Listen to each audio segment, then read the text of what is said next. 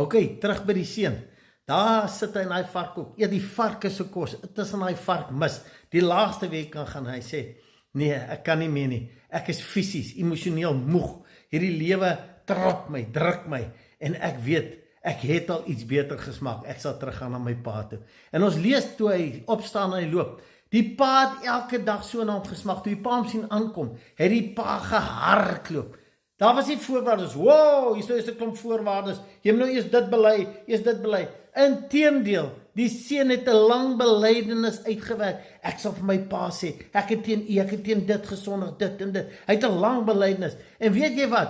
Vir die mens is dit dalk belangrik vir jou eie vrede, maar dit is glad nie wat God verwag nie. Nee, toe hy nog begin te sê, ek is jammer, toe soen die pa sy mond toe. Hy sê, ek stel nie belang aan nie, jy is terug, ons is by mekaar, want ons was nog altyd een, maar nou is ons fisies by mekaar.